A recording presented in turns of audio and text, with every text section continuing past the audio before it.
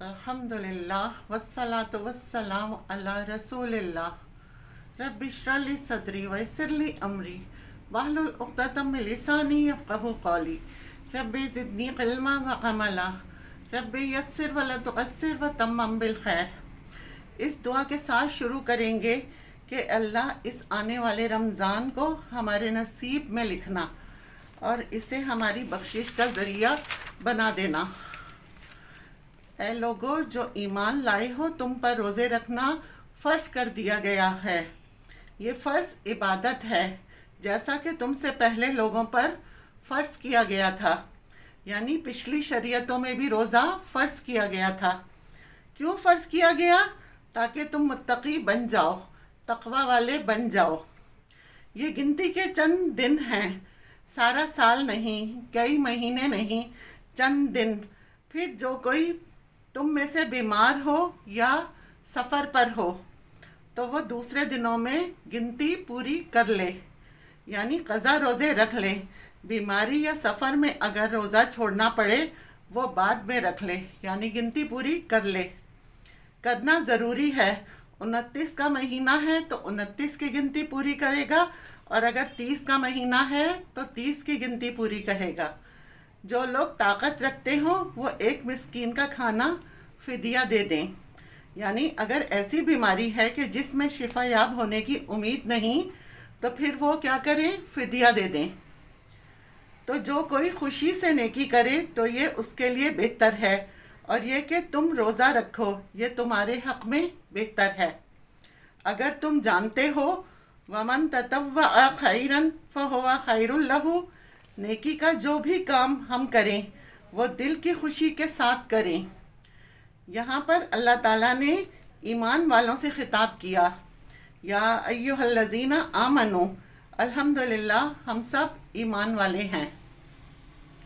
ایمان کی نسبت نے اللہ تعالیٰ نے ایمان کی نسبت سے ہمیں پکارا ہے، لہٰذا ہمیں اپنے ایمان کی قدر و قیمت جاننی چاہیے، اور اس ایمان پر ہمیں اللہ کا شکر بھی ادا کرنا چاہیے۔ پھر روزے کی فرضیت کا بتا دیا گیا کہ یہ فرض عبادت ہے۔ پھر روزہ ان احکامات میں سے ہے، یہ وہ شرعی حکم ہے جو ہر زمانے میں رہا ہے، صرف تمہارے لیے نہیں، پہلوں کے لیے بھی یہ فرض تھا۔ روزہ کیا ہے؟ روزے کے لیے عربی میں صوم کا لفظ استعمال ہوتا ہے۔ صوم سیام سے ہے، جس کے معنی ہیں رک جانا۔ شریعت میں فجر سے مغرب تک روزہ توڑنے والی چیزوں کو چھوڑ کر اللہ کی اطاعت بجا لانے کا نام روزہ ہے، یعنی ان چیزوں سے بچنا جو روزہ توڑنے والی ہیں اور اللہ کی اطاعت کے کام کرنی ہیں، اور بذات خود ہم روزہ رکھ کر اللہ کی اطاعت کا ثبوت دے رہے ہوتے ہیں۔ روزہ ایک فرض عبادت ہے۔ مسند احمد کی عبادت میں آتا ہے، ابو ذر رضی اللہ تعالیٰ عنہ سے روایت ہے، انہوں نے پوچھا، اے اللہ کے رسول صلی اللہ علیہ وسلم، روزہ کیا ہے؟ آپ نے فرمایا کہ یہ ایک ایسا فرض ہے جو کفایت کرنے والا ہے، جس پر جزا دی جانے والی ہے، لہٰذا نبی صلی اللہ علیہ وسلم نے خود اس کو ایک فرض عبادت قرار دیا۔ اسلام کی بنیاد جن چیزوں پر قائم ہے ان میں سے ایک روزہ رکھنا ہے، اور فرض روزے پورے سال میں ایک ہی بار فرض ہیں، اور وہ رمضان کے مہینے کے ہیں، اور مقصود کیا ہے؟ لعلکم تتقون، یعنی روزے کی فرضیت کی حکمت بیان کی جا رہی ہے، اور وہ ہے کہ تم اللہ کا تقوی اختیار کرو۔ روزہ تو ایک عمل ہے، اور جہاں ہمیں پہنچنا ہے وہ ہے تقوی۔ تقوی ہماری منزل ہے کہ ہم نے تقوی اختیار کرنا ہے، لہٰذا روزہ رکھنے کے مقاصد میں سب سے اولین اور اہم تقوی کا حصول ہے، اور یہی اس کی سب سے بڑی حکمت ہے۔ اس کے علاوہ طبی، اجتماعی، دینی، دنیاوی مصلحتیں ہیں، سب سیکنڈری ہیں، ثانوی ہیں۔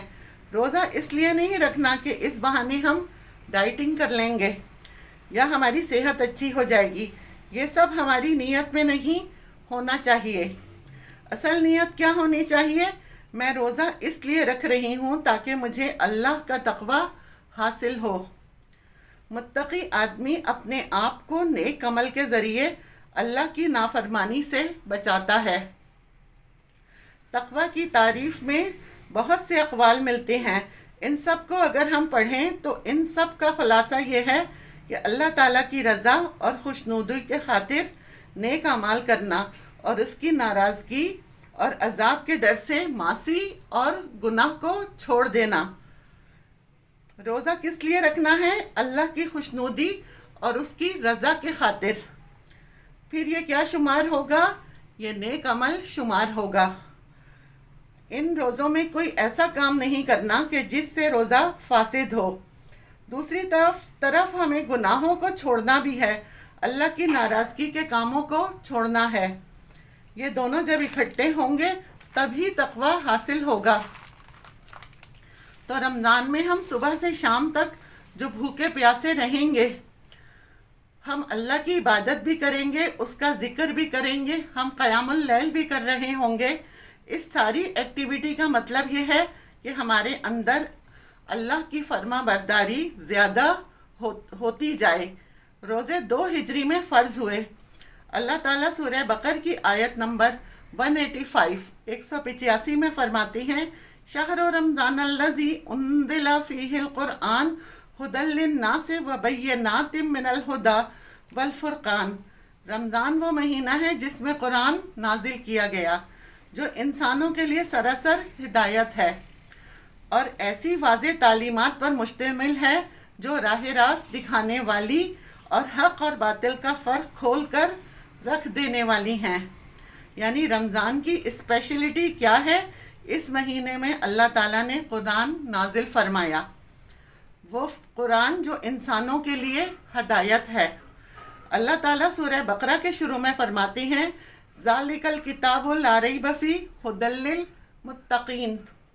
تقوی اور قرآن کا آپس میں تعلق ہے۔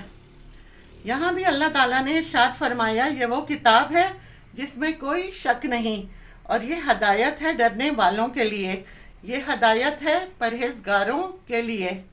اور یہاں اللہ تعالیٰ کیا بتا رہے ہیں کہ رمضان وہ مہینہ ہے جس میں قرآن نازل ہوا، یعنی یہ سراسر ہدایت ہے، اور روزے کا مقصد تمہارے اندر تقوی پیدا ہو۔ رمضان قرآن کا مہینہ ہے، اور خود قرآن اور روزے کی جو پوری مشق ہے، یہ سب کیا ہے؟ سب انسانوں کو اللہ کی اطاعت کے لیے تیار کیا جا سکے، یا انسانوں کے اندر اللہ کی فرما برداری کا مادہ بڑھایا جا سکے۔ پھر اسی صورت میں اللہ تعالیٰ فرماتے ہیں کہ اس لیے تمہیں یہ طریقہ بتایا جا رہا ہے تاکہ تم روزوں کی تعداد پوری کر سکو، اور جس ہدایت سے اللہ نے تمہیں سرفراز کیا ہے اس کی کبریائی کا اظہار اور اعتراف کرو اور شکر گزار بنو۔ یعنی روزہ اور قرآن ہمیں اللہ کی طرف لے کر جاتا ہے۔ اگر ہم احادیث پر غور کریں تو اس کا ایک بڑا مجموعہ ہمیں رمضان اور روزے کے متعلق ملتا ہے۔ ایک حدیث کا مفہوم ہے، نبی کریم صلی اللہ علیہ وسلم ارشاد فرماتے ہیں کہ جب رمضان کا مہینہ آتا ہے تو آسمان کے دروازے کھول دیے جاتے ہیں۔ ایک دوسری روایت میں آتا ہے کہ جنت کے دروازے کھول دیے جاتے ہیں اور جہنم کے دروازے بند کر دیے جاتے ہیں، شیاطین باندھ دیے جاتے ہیں اور رحمت کے دروازے کھول دیے جاتے ہیں۔ یعنی یہ رحمت کا مہینہ ہے، یہ برکت کا مہینہ ہے، یہ جنت میں داخلہ حاصل کرنے کا مہینہ ہے۔ تو روزے یا رمضان کی خصوصیت یہ ہے کہ اس مہینے میں نزول قرآن کی خوشی ہے۔ اس مہینے میں بندہ اپنے رب کی فرما برداری کی مشق کر رہا ہے، اور اس مہینے میں بندوں کے لیے جنت کے دروازے کھول دیے جاتے ہیں اور جہنم کے دروازے وہ بند کر دیے جاتے ہیں۔ روزے سے متعلق ہم احادیث کا مطالعہ کرتے ہیں تو ہمیں پتہ چلتا ہے کہ نبی کریم صلی اللہ علیہ وسلم نے ارشاد فرمایا کہ روزہ ڈھال ہے، اور فرمایا روزہ جنت میں داخلے کا ذریعہ ہے۔ روزے کو لازم پکڑ لو، اس کی مانند کوئی چیز نہیں ہے۔ ایک اور حدیث کا مفہوم ہے، نبی کریم صلی اللہ علیہ وسلم فرماتے ہیں کہ اللہ ارشاد فرماتا ہے کہ روزہ میرے لیے ہے اور میں خود اس کا اجر دوں گا۔ ہم یہ بھی جانتے ہیں کہ جنت کے 8 دروازوں میں سے ایک خاص دروازہ باب الریان ہے۔ जिस में से सिर्फ रोज़ेदार ही दाखिल होंगे। नबी सल्लल्लाहु अलैहि वसल्लम फरमाते हैं, जिसने ईमान और एहतसाब के साथ रोज़े रखे उसके गुज़िश्ता तमाम गुनाह माफ़ कर दिए जाते हैं। अल्लाह के नबी सल्लल्लाहु अलैहि वसल्लम ने फरमाया, बाज़ रोज़ेदारों को भूख प्यास के सिवा कुछ हासिल नहीं होता। एक और हदीस में नबी सल्लल्लाहु अलैहि वसल्लम ने फरमाया कि जिसने बदज़बानी और झूठ को ना छोड़ा तो अल्लाह ताला को उसका खाना पीना छोड़ने की कोई ज़रूरत नहीं है। अमली काम, सबसे पहले नियत की दुरुस्तगी, और नियत में हमारी ये बात शामिल होनी चाहिए कि अल्लाह हमारा रोज़ा सिर्फ तेरे ही लिए है और इस रोज़े के ज़रिए से हम चाहते हैं कि तेरे फर्माबरदार बने और तुझसे बख्शिश को भी हासिल करें।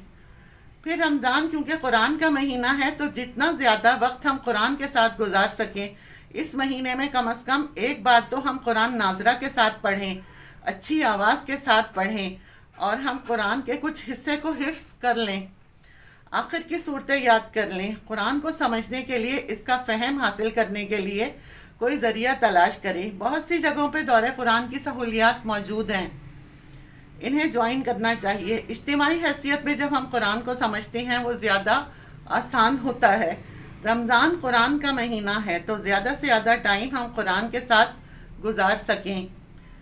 रमज़ान में खाना कम खाना चाहिए, सहरी और इफ्तारी ज़रूरी है।